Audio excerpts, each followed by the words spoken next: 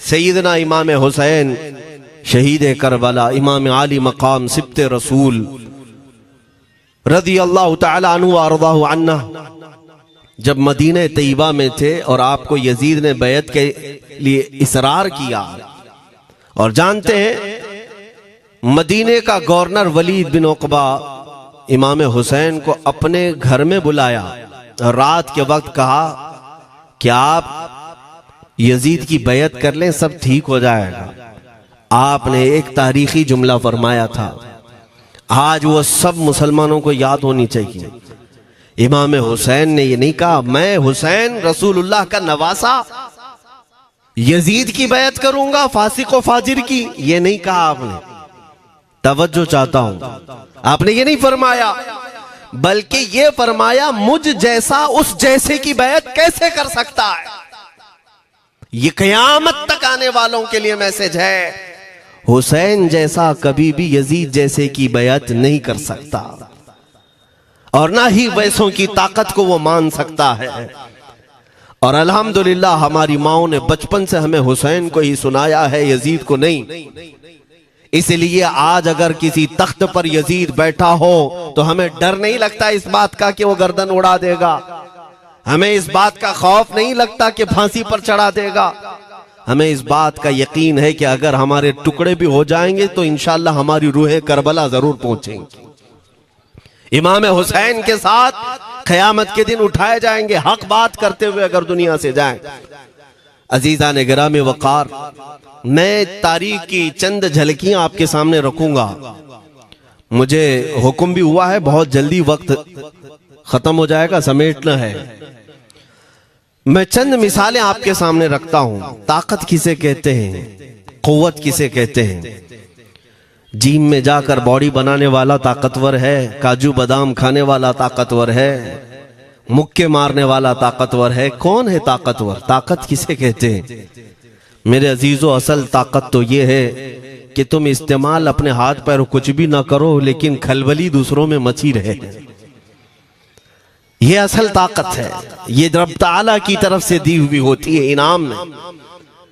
वरना आप सोच सकते हैं कि हुसैन आजम के साथ जो लोग आए थे वो कुल काफिला कितना था। अलग अलग रिवायतें, इमाम हुसैन के साथ 135 लोग थे, बाज रिवायात में है 96 थे, 96 लोग थे, बाज रिवायत में 82 थे।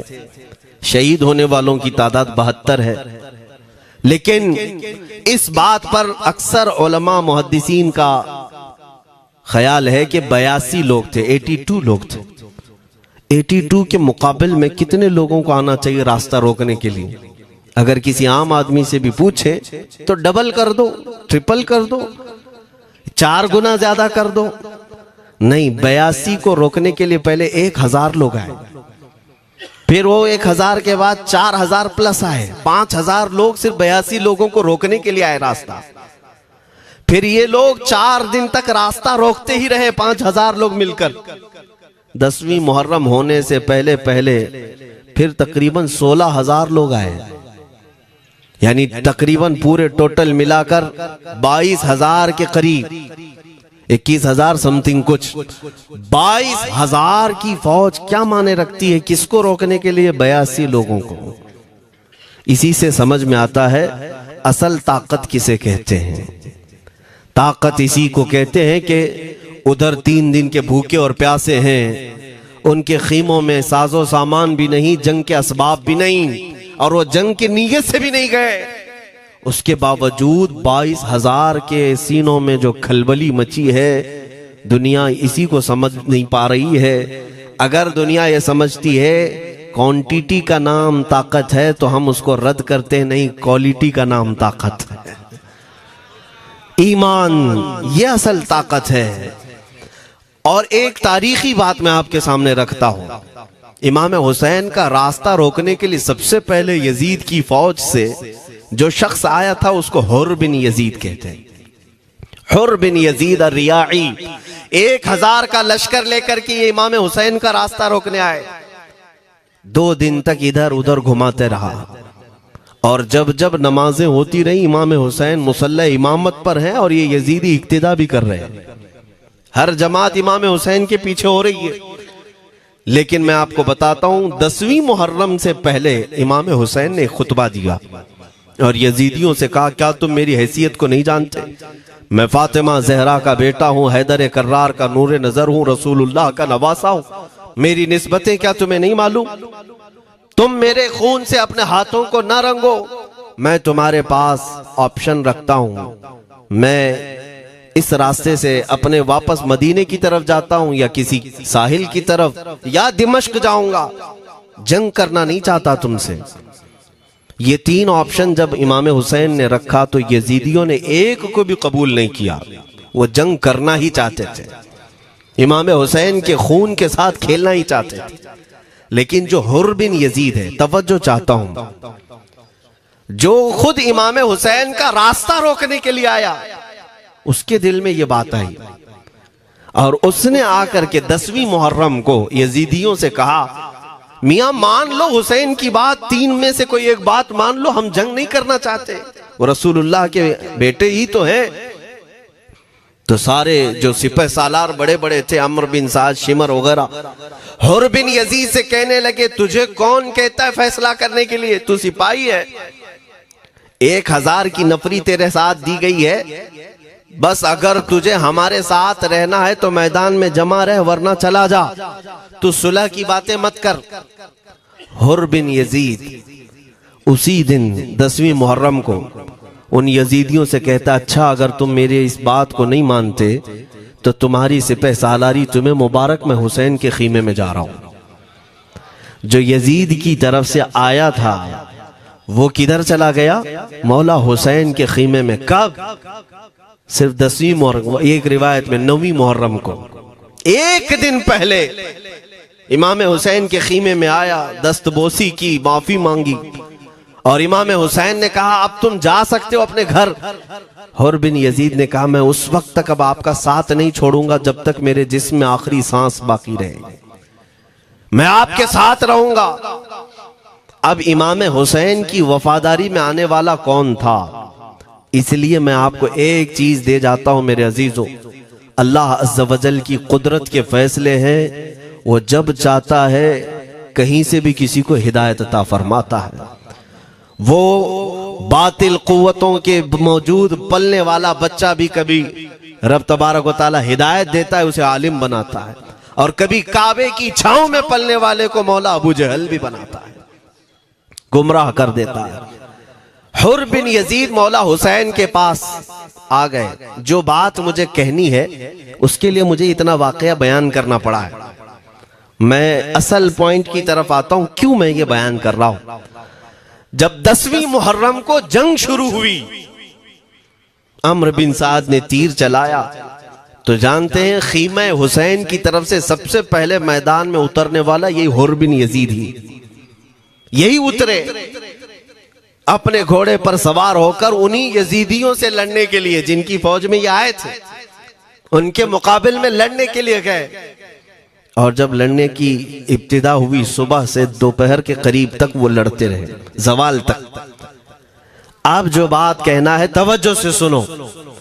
हुर बिन यजीद ने सुबह से लड़ाई की, बहुतों ने वहां पर मैदान जंग में मुकाबला आराइयां की हैं, लेकिन हुर बिन यजीद की जो लड़ाई है वो तारीख में लिखी हुई। आज उन्होंने यजीदियों के साथ जो जंग किया, कई घंटे जंग करने के बाद, जानते हैं तन्हा हुर बिन यजीद ने 120 यजीदियों को कत्ल किया।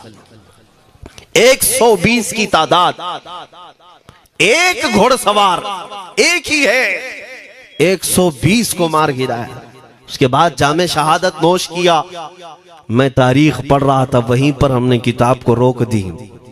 बहुत सारे लोग करबला के वाकयात में इमाम हुसैन के खानदान के बच्चों के शहादत तो बयान करते हैं, उनके जिस्म कट गए, उनके ऊपर घोड़े दौड़ाए गए, लेकिन तुम ये नहीं जानते कि हुसैनी शहजादों ने बातिल कुव्वतों के कैसे छक्के छुड़ाए थे।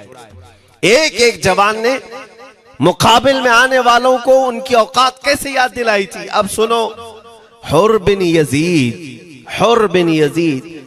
120 को मार गिरा सकते हैं, वो भी एक दिन पहले खीमा हुसैन में आने वाला, एक दिन पहले खीमा हुसैन में आने वाला। बात समझ में आ रही है अभी? जो एक दिन पहले खीमा हुसैन में आ जाए उसकी ताकत का हाल ये है, जो पैदाइशी हुसैनी हो उसकी ताकत का हाल क्या हो। मेरे अजीजों, ताकत किसे कहते ये समझो।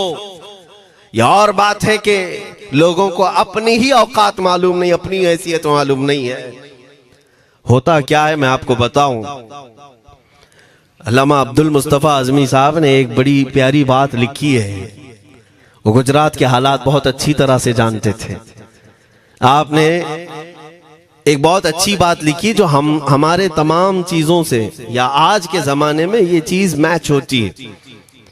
एक ताजिर तिजारत करने के लिए निकला, उसके पास कुछ कीमती हीरे थे, कीमती हीरे थे, और वो हीरों की तिजारत करता था। और एक चोर उसके पीछे पड़ गया, और वो चोर रोजाना वो चोरी करने के चक्कर में रहता था कि जब रात को ये ताजिर सोए तो मैं ये हीरे निकाल लूंगा। लेकिन 2-3 दिन जब जब वो ताजिर सोता था वो पूरे हीरे चेक करता था, कहीं नहीं मिलते थे। थक गया चोर। 3 दिन के बाद उस ताजिर को उसने पूछा, चोर ने कहा कि तुम हीरे रखते कहां हो? दिन भर तो तुम्हारे पास होते, रात में कहां जाते? तो उस ताजिर ने कहा, अकल का अगर तू इस्तेमाल करता तो तुझे बात समझ में आती। रोजाना मैं तेरे ही जुब्बे में रात को ये हीरे रखकर खुद सो जाता था। वो अपना नहीं तलाश करता, इसका तलाश करता। बिला तशबीह बिला तमसील। मेरे अजीजों, तुम्हारे पास जो ताकत है तुम्हें उसका अंदाजा नहीं। तुम जो मोहब्बत मुस्तफ़ा सल्लल्लाहु अलैहि वसल्लम की शमा अपने सीने में रखते हो, मौला करीम का वादा है तुम्हारे साथ, काना हक्कन अलैना नस्रुल मोमिनीन। रब ताला फरमाता, हमने अपने ऊपर लाजिम कर लिया है कि ईमान वालों की मदद करें। और हमने मदद देखी है, रब ताला की मदद देखी है। आज के इन हालात में मुझे बताओ, भौंकने वाले भौंक ही रहे हैं, बाकी तुम्हारा क्या बिगाड़ लिया?